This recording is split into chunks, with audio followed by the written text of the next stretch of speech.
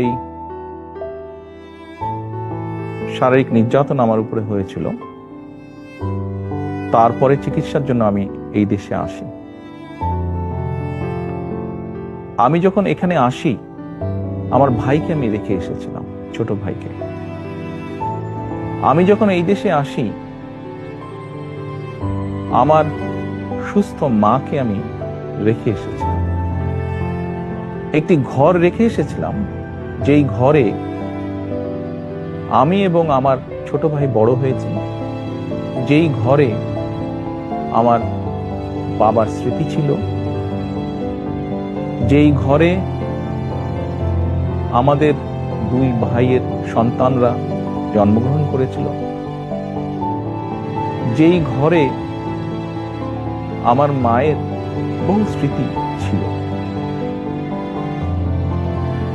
সেই স্মৃতিগুলোকে ভেঙে চুরে ধুলায় মিশিয়ে দেওয়া হয়েছে। যে ভাইকে আমি রেখে এসেছিলাম, সেই ভাই এখন আর নেই। যে সুস্থ মাকে রেখে এসেছিলাম, সেই সুস্থ মা এখন সুস্থ নেই। শুধু অসুস্থই নন, ওনার উপরে মানসিক এবং শারীরিক নির্যাতনও করা হয়েছে। আমি আমার পরিবারের যে কাহিনী আপনাদের সামনে তুলে ধরব,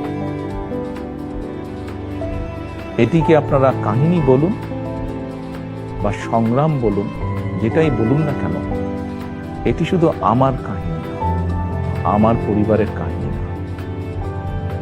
এরকম কাহিনী বাংলাদেশের শত না, হাজার হাজার পরিবার, বা যেই পরিবারের বাবা, যেই পরিবারের ভাই, যে পরিবারের স্বামী, তার ঘর বাড়ি ধ্বংস করে দেওয়া হয়েছে, হ্যান্ডকাফ করা অবস্থায় হাসপাতালের বারান্দায় মারা গিয়েছে, তা না হলে হ্যান্ডকাফ করা অবস্থায় জেলের ভিতরে মারা গিয়েছে,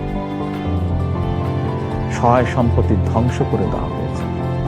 এই সকল অন্যায়, এই সকল হত্যা, এই সকল নির্যাতনের জন্য যারা দায়ী,